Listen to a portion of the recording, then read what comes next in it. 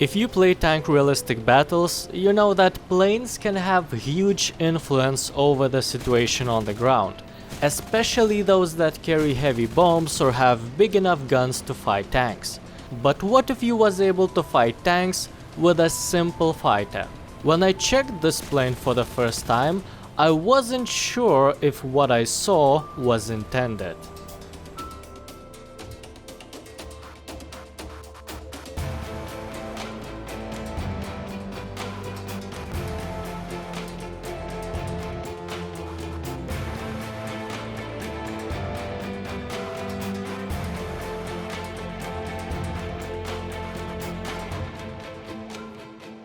BF-109F4 got my attention because it can carry unusual secondary weapon option that, at least in Hangar, seemed like a very easy and effective way to fight tanks. But first I want to briefly mention about the existence of usual weapon. This plane can carry bombs, just like many fighters.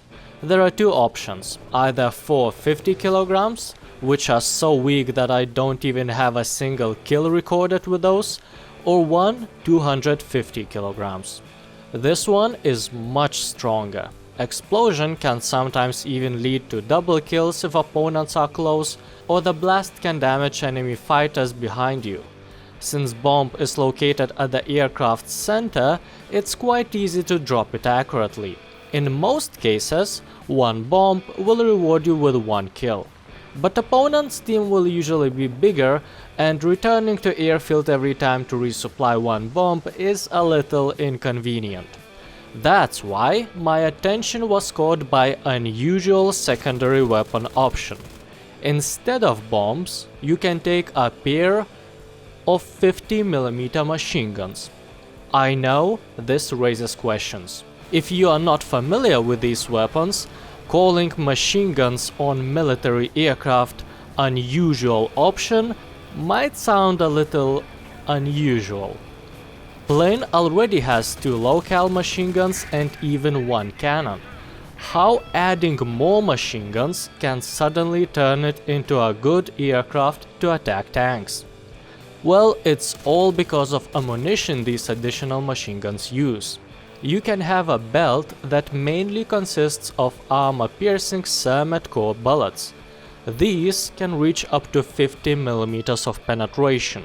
That is almost twice more than Brownings or any 20mm cannon equipped on plane can penetrate. Basically, even the heaviest tank's roofs will be easy to penetrate with these Cermet core rounds. And there are even more advantages. First of all, when you choose additional machine guns as your secondary weapon option, it doesn't increase spawn point cost. And the weight increase doesn't hurt your maneuverability too much, as machine guns weigh only about 80 kilograms, which is significantly less than bombs.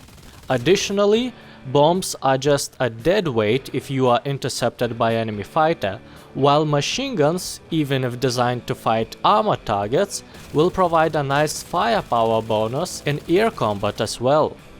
So when I saw this plane in Hangar, I thought I found a perfect plane. A nimble fighter with anti-tank capabilities. So I've spent Silver Lions on crew training, bought Talisman, got ready to receive a lot of hateful messages from defeated opponents, and went into the first battle. And this is the part when reality hit me. Apparently, penetration is not what knocks out enemy crew members. It's the post-penetration damage that matters. Who could have thought? And Cermet core rounds are terrible at dealing damage. It is normal for projectile to directly hit crew member and make it yellow. It is also normal to use all of this very penetrating ammunition and not be able to make a single kill. Additionally, the accuracy is really bad. 15mm machine guns are located on wings quite far from each other, so weapons targeting distance setting will determine the range at which you can hit your target with both weapons. When targets are too close or too far, you will miss much more often. Even controls become more complicated. If usually separate keys for low and high caliber guns are enough, To control 15mm machine guns separately from the rest, you will need to bind one more key because it counts as additional gun. As you can see from the clips, I went the simplest way and used one key for all weaponry. I know the fire is not optimized this way, but the additional guns proved to be so ineffective that it doesn't make so much difference. Though even despite my disappointment, I cannot say that plane was underperforming. Usually you have a decent amount of ground kills because there will be enough light tanks. Attacking heavier ground targets usually ends up getting assist, but occasionally you will be able to destroy unlucky heavy tank, mostly because it was already damaged by someone else before and you just finished remaining crew members. When fighting other planes, I felt more confident. The 20mm cannon is going to be the main source of damage thanks to famous German's Meningeschoss shells with a lot of explosives.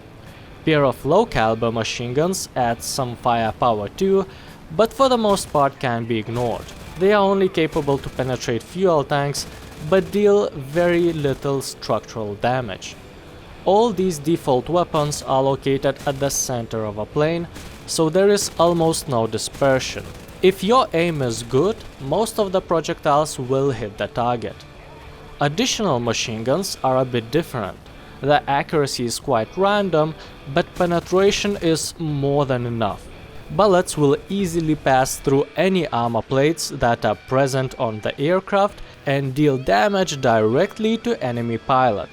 This occasionally can lead to a very fast kills before opponent's aircraft even becomes critically damaged. At first glance, this plane might look quite protected. As usually, frontally pilot has engine and bulletproof glass, while behind it has 8 and 10mm steel plates. Then there is a fuel tank, which in turn is again covered with another 6mm plate. Such sandwich can stop some low caliber armor piercing bullets, but most of the opponents will already have cannons with explosive ammunition that don't even need to reach pilot. They will just break the plane apart. Luckily, this plane is capable to outmaneuver most of the opponents, because usually in ground battles opponents will use bigger aircraft or carry bombs, so even with additional weight of 50mm gun pods, you should still maintain the advantage. Despite it's hard to measure the maneuverability of the aircraft, I can call it maneuverable based on fact that most of the time I was able to pull out of the dive instead of crashing.